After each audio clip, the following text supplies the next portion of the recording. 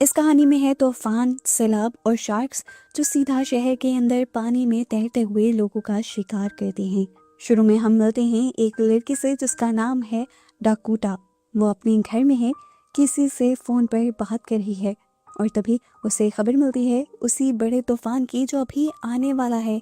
खबर सुनते ही शहर के सभी लोग अपने स्टोर्स और शॉप्स बंद करने लगते हैं। लोग अपना जरूरी सामान उठा उठा कर यहाँ से निकल रहे थे, लेकिन डॉक्टर जब बिल्डिंग से बाहर आती है तो वो बिल्कुल नॉर्मल रहती है। इस दौरान उसका एक नेबर उसे कहता है जल्दी से ये घर खाली कर दो, लेकिन वो घर खाली करना नहीं चाहती थी क्योंकि ये घर उसके लिए सिर्फ एक बिल्डिंग नहीं था, ये उसकी मॉम की यादें थी। उसकी मॉम इस दुनिया से जा चुकी थी और इस घर में वो सबसे ज्यादा अपनी मॉम के करीब फील किया करती थी, इसलिए वो यहाँ से जाना नहीं चाहती, चाहे कुछ भी हो जाए, चाहे यहाँ पर उसकी मौत भी आ जाए।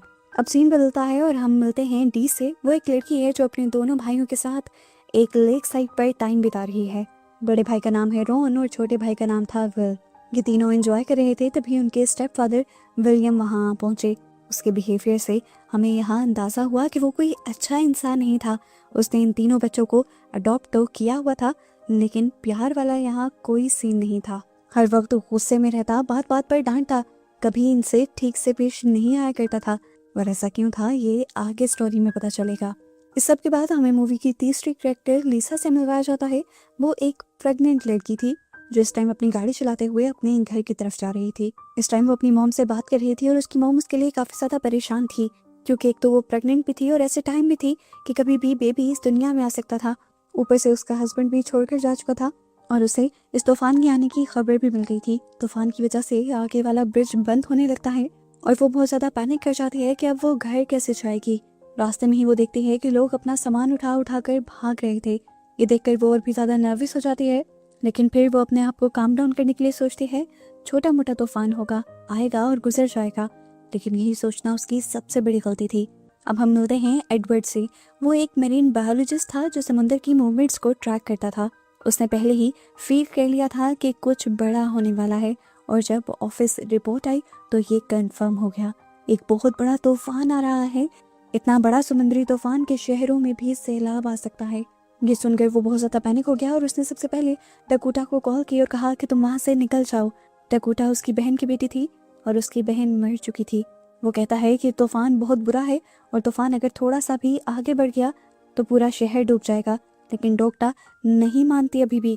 उसकी जिद को देखकर एडवर्ड कहता है ठीक है, तुम अपनी जिद पर ही रहो और अपनी माँ के घर ही रहो, अगर वहाँ कुछ हो गया तो मैं तुम्हें निकालने जरूर आऊंगा, ये याद रखना।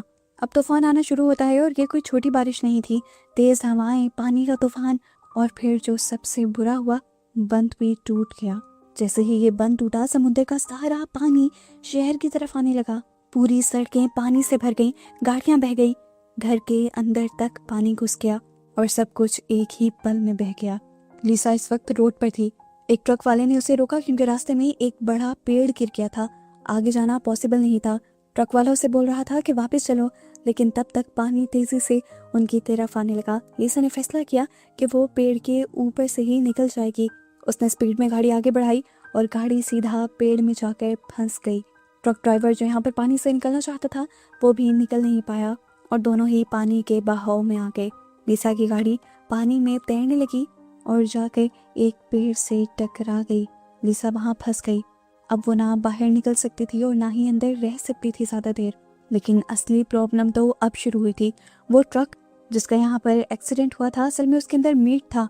उसके अंदर से सारा मीट निकलकर यहाँ पानी में बहने लग जाता है और चारों तरफ ब्लड फैल जाता है और ब्लड की खुशबू बहुत तेज होती है शार्क्स के लिए, और बस यही खुशबू सूंघते हुए शार्क्स यहाँ पर आ जाते हैं। उधर विलियम जो अपने घर में था अपनी वाइफ के साथ बेसमेंट में बैठकर ड्रिंक कर रहे थे। दोनों ही बिल्कुल रिलैक्स थे। उन्हें लगता था कि उनका घर वाटर प्रूफ है, इसीलिए उन्हें कोई डर नहीं था। दूसरी तरफ हमने देखा कि एडवर्ड के ऑफिस के बाहर बहुत से रिपोर्टर्स खड़े हुए थे। वो एडवर्ड का इंटरव्यू लेकर उससे सूरत हाल जानना चाहते थे, लेकिन एडवर्ड कहता है कि अभी कुछ कंफर्म नहीं कहा जा सकता। लेकिन उसके बताया कि बिल्कुल उलट, रिपोर्टर्स टीवी पर बहुत ही बढ़ा चढ़ाकर न्यूज़ देते हैं कि तूफान बहुत बुरा आने वाला है और वक्त के साथ साथ ये बढ़ जाएगा और इस तूफान के अंदर शार्क्स भी होंगी। उन्हें नहीं पता था कि वो जो झूठी खबर चला रहे हैं वो सच में भी बदल जाएगी। पानी अब हर जगह था।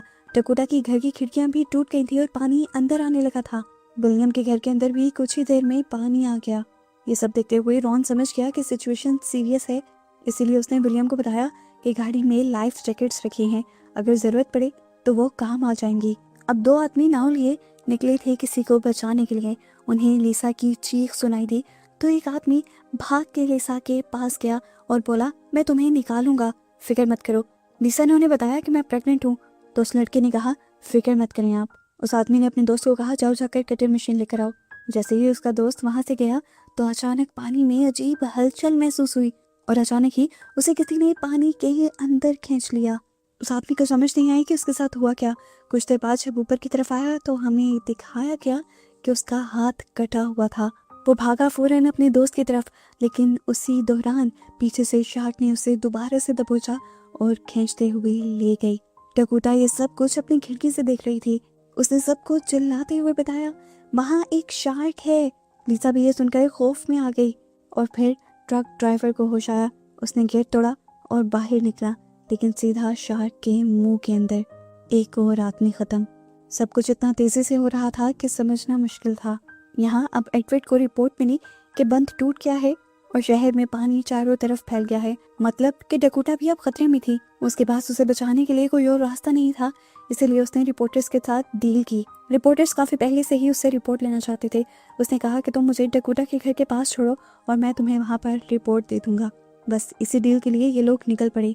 यहाँ पर अब विलियम और उसकी वाइफ ने सोचा कि लाइफ जैकेट्स लेकर बाहर निकल जाते हैं, लेकिन जैसे ही बाहर निकले एक बेबी शार्क ने विलियम पर अटैक कर दिया और फिर उसकी बेबी शार्क की मां ने आकर विलियम की वाइफ पर अटैक कर दिया और दोनों ही यहाँ पर खत्म हो गए और बच्चे फिर से अकेले हो गए। घर के अंदर इस टाइम रॉन, डी और विल थे। हर तरफ पानी था और पानी में शार्क्स घूम रही थी। डी ने दरवाजा बंद करना चाहा, लेकिन एक शार्क ने आकर दरवाजे पर धक्का दे दिया। डी हाथ पांव फैलाकर खुद को संभाल नहीं पा रही थी। तब रॉन ने उसे थाम लिया। दोनों बैठकर सोचने लगे कि आगे क्या करना चाहिए। रॉन का प्लान था कि अगर पानी में मीट फेंक दिया जाए तो शार्क्स का ध्यान बढ़ सकता है और इस दौरान ये लोग गाड़ी तक पहुंच सकते हैं, जिसके बाद यहाँ से निकलना उनके लिए आसान होगा। लेकिन अब इनके घर तो मीट नहीं था। डी ने बताया कि विलियम और उसकी वाइफ ने सारा मीट बेसमेंट वाले फ्रिज में रखा हुआ था। ये लोग बेसमेंट में जा तो सकते थे, लेकिन अब प्रॉब्लम ये था कि घर में पहले से ही एक शार्क घूम रहा था, जिसे अगर इनका पता चलता तो वो जरूर इनके ऊपर अटैक कर देता। इधर डकोटा के घर में भी सिचुएशन काफी टाइट हो गई थी। एक बड़ा पेड़ टूटकर उसके घर पर गिर गया था। इस टाइम उसका घर टूट चुका था। इसी दौरान हमने देखा कि बाहर लिसा भी काफी ज्यादा घबराई हुई थी। वो चिल्ला चिल्लाकर किसी को मदद के लिए बुला रही थी और डकोटा, जिसके घर के बिल्कुल सामने वो गाड़ी थी, वो उसकी आवाजें सुन रही थी, लेकिन वो यहाँ से बाहर निकलना नहीं चाहती थी। तब लिसा ने उसे कहा, प्लीज मेरी मदद करो, मैं प्रेग्नेंट हूँ और मैं इस बच्चे को दुनिया में लाना चाहती हूँ। ये सुनना था कि डकोटा पिघल गई। उसकी भी तो मॉम नहीं थी। अगर वो लिसा की मदद ना करती तो उस बच्चे के पास भी उसकी माँ ना रहती। इसीलिए अब वो अपने घर से एक नाइफ लेती है और लिसा की मदद करने के लिए निकल जाती है, बिना इस डर के कि पानी के अंदर शार्क्स हैं जो उसने खुद देखी हैं। लिसा की गाड़ी के ऊपर चढ़ते हुए वो उन लकड़ियों को काट देती है जो गाड़ी के अंदर घुसते हुए लिसा के पेट के बिल्कुल इर्द गिर्द थी। फाइनली वो लिसा को बचाने में कामयाब हो जाती है और उन्हें घर पे ले आती है। यहाँ आकर लिसा उसे कहती है, हमें इस तरह बैठे रहना नहीं होगा, ऐसे तो हमें कोई बचाने नहीं आएगा, हमें कोई हेल्प सिग्नल बनाना होगा। इसीलिए डकोटा घर के पर्दे लिए छत पर जाती है और वहाँ पर उन पर्दों से बड़ा सा हेल्प लिख देती है, ताकि अगर कोई हेलीकॉप्टर उन्हें देखे तो उन्हें बचाने जरूर आ सके। इस टाइम हम देखते हैं कि लिसा का दर्द बढ़ रहा था। उसने डकोटा से चेक करवाया, बेबी किसी भी वक्त आने वाला था, बिल्कुल अभी। यहाँ पे तो ये लोग डिलीवरी नहीं कर सकते थे, इन्हें अब यहाँ से बाहर निकलना था। दूसरी तरफ हमने एडवर्ड को देखा जो रिपोर्टर के साथ शहर के बॉर्डर पर पहुंच गया था। हर तरफ पानी था, गाड़ी से आगे जाना पॉसिबल नहीं था, लेकिन फासला अभी भी बहुत ज्यादा बचा था। इसलिए उन्होंने एक छोटी सी बोट ले ली और उससे आगे बढ़ने का फैसला किया। दूसरी तरफ अब हमें रॉन का घर दिखाया गया। उसने जो प्लान बनाया था कि वो बेसमेंट में जाएगा मीट लेने के लिए, वो भी अब अपने प्लान पर पूरा उतरने की कोशिश करने लगता है। तभी अचानक विलियम वहां आ जाता है। इस टाइम हमने देखा कि वो जिंदा था। शार्क ने उसे मारा नहीं था, छोड़ दिया था। वो जख्मी था और इस टाइम रॉन से बोल रहा था कि जाओ मेरे लिए हेल्प लेकर आओ। रॉन ने समझाया कि बाहर पानी है, शार्क्स हैं, कुछ नहीं हो सकता। इस दौरान वो यहीं से कुछ चीजें ढूंढने लगता है जिससे विलियम की हेल्प की जा सके और यहाँ उसके हाथ एक लग जाता है लेटर। जिसमें साफ साफ ये लिखा था कि यूएस गवर्नमेंट इन बच्चों के नाम पर हर महीने $500 इन्हें दिया करती थी ताकि ये लोग बच्चों की अच्छे से देखभाल कर पाएं। लेकिन ये तो बच्चों को अच्छा खाना तक नहीं दे रहे थे। पैसों की लालच में विलियम ने इन तीनों बच्चों को रखा हुआ था। अब ये सच रॉन किसी और को ना बता देता, इसी डर में विलियम रॉन को मारने लगा। लेकिन रॉन भी अब हिम्मत वाला हो गया था। उसने भी विलियम का हाथ पकड़ लिया और दी ने आकर विलियम को बहुत जोर से टांग मारी, जिसकी वजह से वो सीधा पानी में जा गिरा और दोबारा से शार्क्स का शिकार बन गया। जैसे ही शार्क का ध्यान भटका, रॉन बेसमेंट से गोश्त लेकर आया और साथ में एक बॉक्स भी जिसके अंदर था डायनामाइट। इन्होंने मीट को डायनामाइट से बांध दिया और जाकर पानी में फेंक दिया।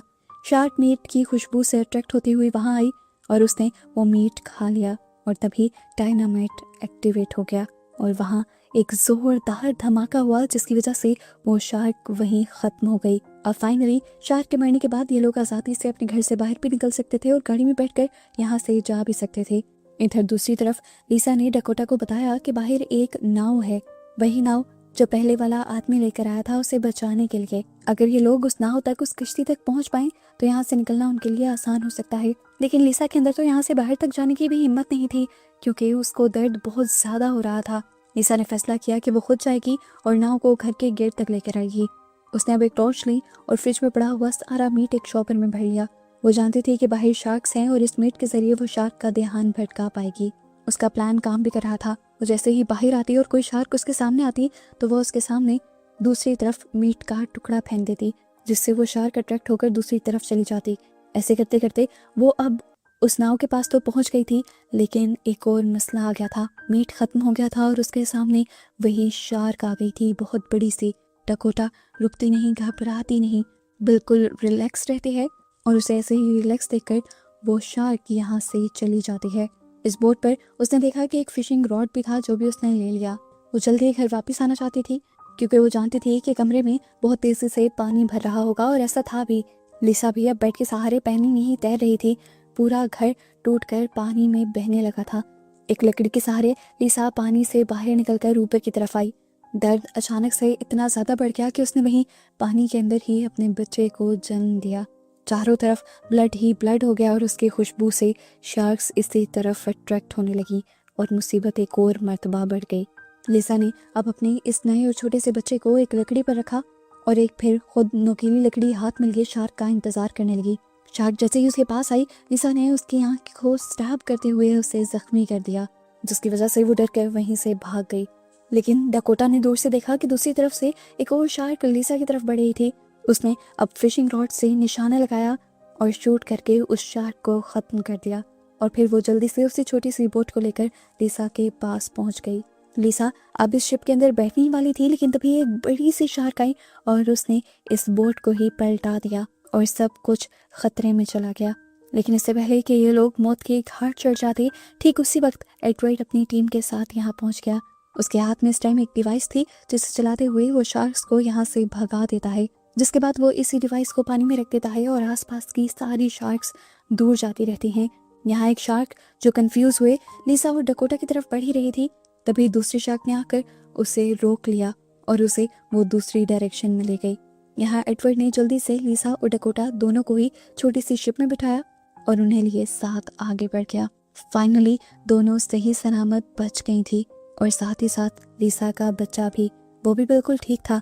इस मुसीबत से निकलते ही लिसा ने फौरन अपनी मॉम को कॉल की और अपने बेबी को दिखाया। इस टाइम उन सब की आंखों में आंसू थे और दिल में सुकून था। पूरा शहर इस टाइम पानी में डूबा हुआ था और बचे खुचे बस कुछ ही लोग थे, जिनमें डकोटा और लिसा के साथ रॉन, दी और विल भी थे। बचने वाले ये सभी वो लोग थे जिन्होंने अपनी हिम्मत नहीं हारी थी और अपने लिए लड़ना नहीं छोड़ा था। और फिर बस इन्हीं सब को दिखाते हुए ये मूवी यहाँ ख़त्म हो जाती है।